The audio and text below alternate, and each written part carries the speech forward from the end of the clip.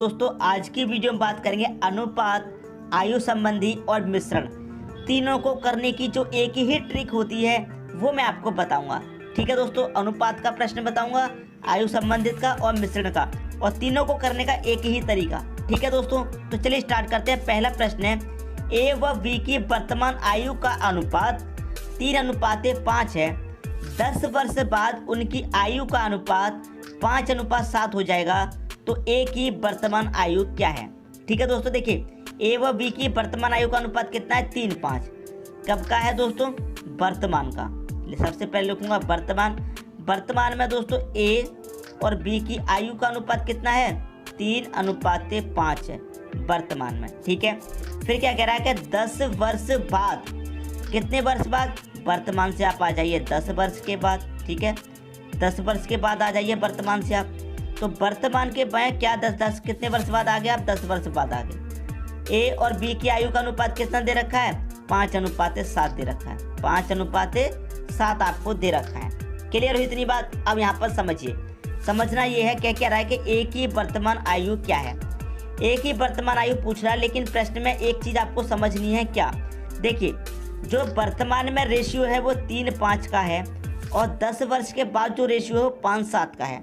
तो यहाँ पर देखिए एक चीज़ आपको समझनी है, जो रेशियो है उसमें क्या होना चाहिए, अंतर समान होना चाहिए, अंतर समान होना चाहिए। देखिए कैसे, ए का रेशियो वर्तमान में कितना है, 3, 10 वर्ष के बाद कितना है, 5, कितने का अंतर, 2 का, कितना बढ़ गया, 2। बी का देखिए कितना है, 5 वर्तमान में, और 10 वर्ष के बाद कितना है, 7, तो कितने का अंतर है, 2 का अंतर है। ठीक है, अंतर आपका समान होना चाहिए, अंतर समान है तभी आंसर सही आएगा, वरना गलत आएगा। अब देखिए कितने का अंतर है, यहाँ पर 2 का अंतर है, और वर्ष में कितने का अंतर है, 10 का, तो ये 2 वर्ष बराबर कितने के हो जाएगा, 10 के हो जाएगा। जब 2 बराबर 10 तो 1 बराबर कितना, 5, 1 का मान कितना पा जाएगा, 5, 1 रेशियो बराबर 5। आपसे पूछ रहा है ए की वर्तमान आयु क्या है, तो ए का वर्तमान का रेशियो कितना है, 3, तो 5 का मल्टीप्लाई 3 से कर दीजिए, कितना हो जाएगा, 15। तो ए की वर्तमान आयु कितनी है दोस्तों, 15 वर्ष है। ये आपके प्रश्न का सही आंसर हो जाएगा। बात आगे समझ में। अब यहाँ पर तो रेशियो दोस्तों समान अंतर है, यहाँ पर भी 2 का अंतर, यहाँ पर भी 2 का अंतर। अब मैं आपको बताऊंगा जब अंतर समान ना हो तब कैसे सॉल्व करेंगे, वो चीज़ भी सीख लीजिए। अंतर समान है तो हमने डायरेक्ट कर दिया 2 रेशियो बराबर 10, तो 1 रेशियो बराबर 5। अब जब अंतर समान नहीं रहेगा तब कैसे करना है, उसे अच्छे तरीके से दोस्तों समझिए, कंफ्यूज बिल्कुल भी नहीं होना, ऐसा तरीका बताऊंगा, कोई भी डाउट नहीं होगा। क्लियर है दोस्तों बात। अब देखते हैं अगला क्वेश्चन। अगला क्वेश्चन है आपका, 2 संख्याओं में 7:9 का अनुपात है।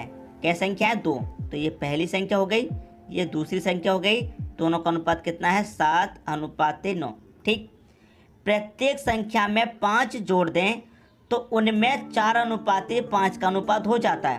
अगर प्रत्येक संख्या में हम कितना जोड़ दें, 5, तो अनुपात कितना हो जाता है, 4:5 हो जाता है। कितना जोड़ने के बाद, अगर हम प्रत्येक संख्या में कितना जोड़ दें, 5 जोड़ दें, तो इसका मतलब ये हो गया कि 5 वर्ष के बाद 4:5 हो जाता है। यही इसका मतलब हो गया। ठीक है दोस्तों, अब मैंने क्या बताया आपसे कि अंतर देखिए, अंतर समान होना चाहिए। अब यहाँ पर 7 में पहले के वर्तमान के रेशियो में बाद के रेशियो में कितने का अंतर है दोस्तों, 4 और 7 में कितने का अंतर, 3 का।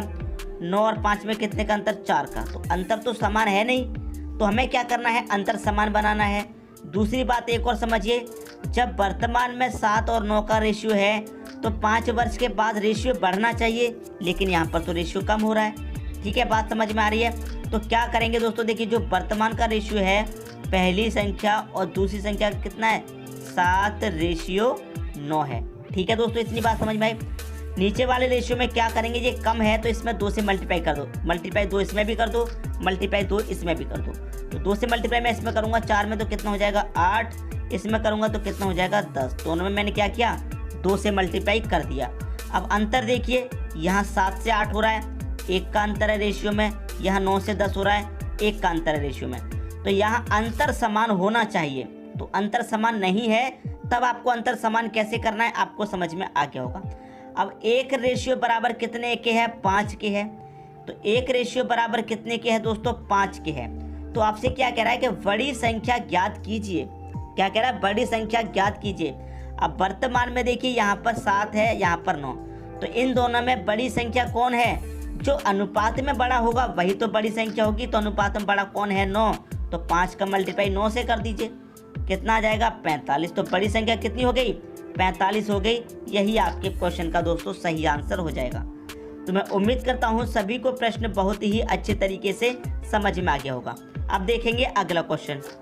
अगला प्रश्न है आपका, 2 धातुओं के 80 ग्राम मिश्रण में दोनों का अनुपात 5:3 है। दूसरी धातु की कितनी मात्रा बढ़ा दी जाए कि अनुपात 5:4 हो जाए? ठीक है दोस्तों, पहले अनुपात कितना है? 5:3 है।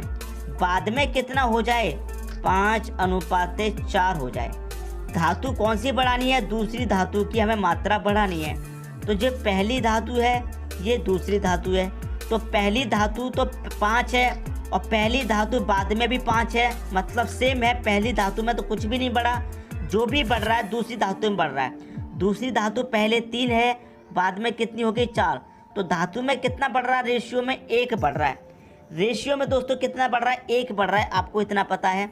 रेशियो में पहली धातु तो समान है, उसमें कुछ नहीं बढ़ रहा। जो पहले धातु पहले थी 5 वही बाद में है 5, इसमें तो कुछ नहीं बढ़ा। दूसरी धातु में बढ़ा है। क्लियर हुई बात? अब देखिए इन धातुओं का मिश्रण कितना है? मिश्रण आप कहेंगे 80 ग्राम है। दोनों धातुओं का मिश्रण कितना है? 80 ग्राम। मतलब ये क्या है? दोनों धातुओं का योग। ये क्या है दोस्तों? ये है आपका दोनों धातुओं का योग है। ठीक है, और यहाँ पर अगर मैं दोनों का योग करूँगा तो 5 और 3 कितना हो जाएगा? 8 हो जाएगा। तो 8 से इस योग में इस योग से डिवाइड दे दीजिए। तो 8 से मैं कटाऊंगा तो कितनी बार में कटेगा? 10 बार में कटेगा। तो इसका मतलब 10 ग्राम। तो एक रेशियो की वैल्यू कितनी आ गई? 10 आ गई। एक रेशियो की वैल्यू आ गई 10। तो आपसे क्या कह रहा था कि दूसरी धातु की मात्रा कितनी बढ़ा दी जाए? रेशियो में बढ़ेगी 1 और ग्राम में कितनी बढ़ेगी? 10 ग्राम। तो 10 ग्राम ही तो इसका आंसर आ जाएगा दोस्तों। कितना आंसर आ जाएगा इसका? 10 ग्राम ही तो आंसर आ जाएगा। एक रेशियो बराबर 10 ग्राम। कितनी बढ़ रही है? रेशियो में 1, तो ग्राम में कितनी बढ़ रही है? 10 ग्राम। तो यही हो जाएगा दोस्तों आपके क्वेश्चन का सही आंसर।